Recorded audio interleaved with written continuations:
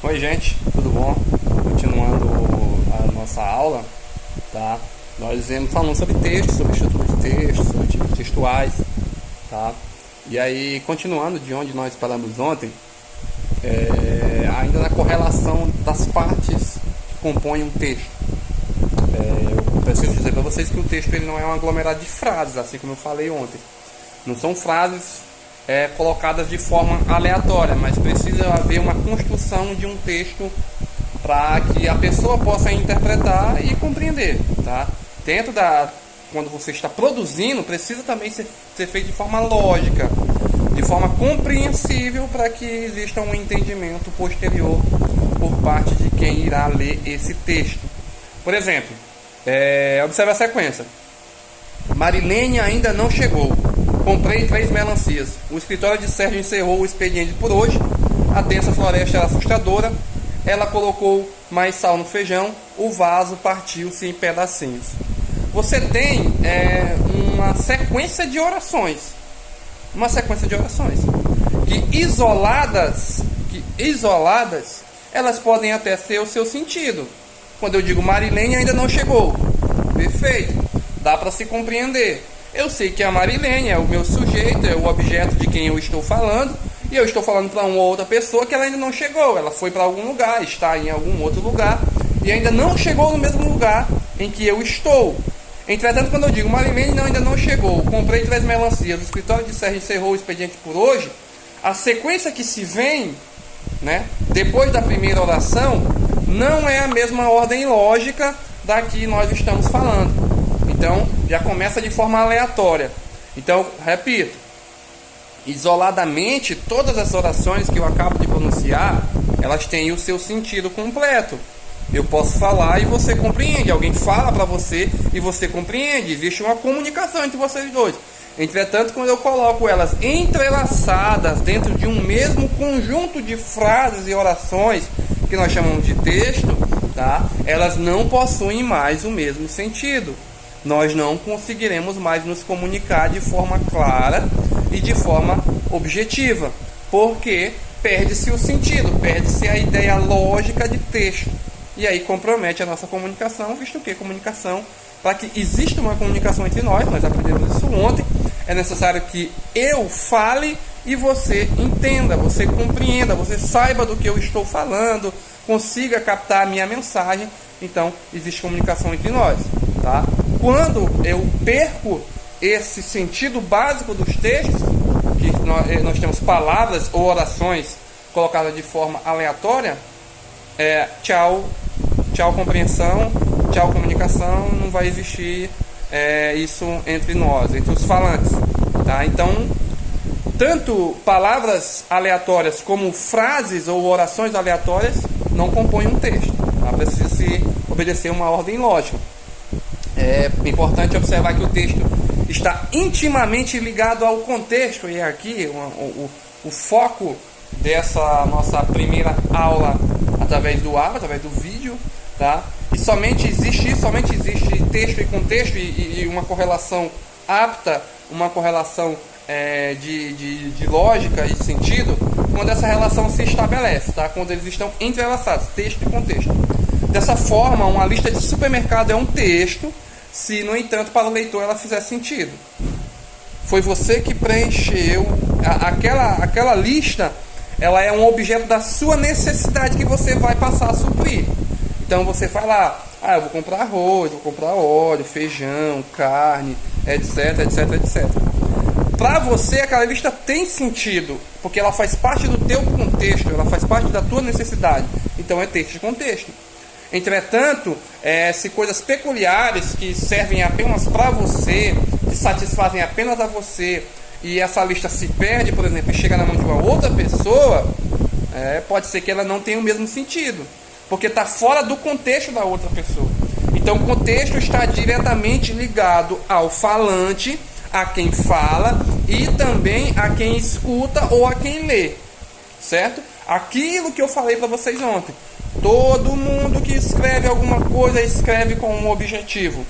Todos os autores de texto, eles têm um objetivo, eles têm uma mensagem a passar. Ninguém escreve nada por acaso, vou escrever algo por acaso. Não, toda pessoa que escreve, ela escreve com um objetivo, tá? De comunicar algo. Existe uma mensagem dentro desse texto, dentro dessa fala, dessa pronúncia, enfim. Tá? Então, dessa maneira, eu quero dizer a vocês que fica claro que os textos podem ser curtos, como somente uma palavra, ou expresso como meio de conjunto delas, etc., que nós acabamos falando ontem, mencionamos ontem. Estou relembrando para fortalecer a questão de texto e contexto. Tá? O texto, ele tem coerência de sentido, e o sentido de qualquer passagem de um texto é dado pelo contexto. É aquela famosa expressão, texto sem contexto vira pretexto. Texto sem contexto vira pretexto. Então, por isso que você deve considerar o contexto do outro. Porque o meu contexto, ele é diferente do contexto de uma outra pessoa. Então, eu falo, por exemplo, da situação econômica do Brasil. A situação econômica do Brasil. Eu continuo dando aula de forma remota, mas tem profissionais que eles estão impedidos de trabalhar. Então eu não posso trazer o meu contexto para o dele, porque o dele é diferente do meu. Eu não posso generalizar a situação econômica, o que está acontecendo comigo, com uma outra pessoa, porque a situação dela pode ser totalmente diferente da minha. Por isso que é imprescindível, disse isso ontem, estou repetindo novamente hoje, que quando se vai escrever, se analise para que público nós estamos escrevendo. Para quem você está escrevendo? Qual o objetivo do seu texto? É passar uma mensagem em que tom? É direto? Você vai citar nomes, instituições? Você vai mostrar de forma clara o que deve ser feito, o que está prejudicando? Para quem você está escrevendo? Está escrevendo para um público infanto-juvenil? Está escrevendo para um público universitário? Está escrevendo para uma classe trabalhista? Está escrevendo para um público idoso? E, por exemplo, como você escreveria um texto para convencer o público da terceira idade do Brasil a se vacinar, visto que ainda existe uma grande desinformação e muitas das vezes até um preconceito por parte de muitas pessoas a não querer fazê-lo, a não querer se vacinar? Como você escreveria um texto? Escreveria um texto falando, da eficácia das vacinas, da importância das vacinas, do objetivo, das vantagens que a pessoa vacinada teria, e etc. Tá? Então, seriam argumentos que te levariam a convencer pelo texto, contexto. Tá? Qual é o teu contexto? O meu contexto é trabalhar com as pessoas que não querem se vacinar, que são de grupo de risco, entretanto elas não têm um objetivo de se vacinar, ou não querem, ou não têm conhecimento, ou têm uma informação distorcida, e o meu objetivo é convencer, é o teu contexto. E você vai escrever, teu contexto é o público-alvo, você vai escrever em cima desse contexto. Os teus argumentos, a tua base textual toda é direcionada para isso. Tá? Então todo texto tem um caráter histórico, não no sentido de narrar fatos históricos, mas no de revelar as concepções e a cultura de um grupo social numa determinada época. É possível você identificar, o que o falante, o que o autor do texto tem de concepção moral, de concepção política, de concepção ideológica, quando você lê o seu texto, principalmente quando ele é um texto argumentativo, quando ele é um texto opinativo. Quando é um texto narrativo, fica mais difícil, ele está narrando uma história, Muitas das vezes pode ser uma história até imaginária, como a da Cinderela e tantos outros contos e tantas outras histórias do Era Uma Vez que você conhece. Mas quando é um texto argumentativo, dissertativo argumentativo, jornalístico, opinativo, dá para se perceber quais são as concepções da pessoa. Por isso que, reitero, existe uma mensagem em todos os textos que nós lemos. Cabe a nós, como intérpretes desse texto, pessoas que leem e interpretam, pessoas que leem e conseguem entender, captar qual é essa mensagem.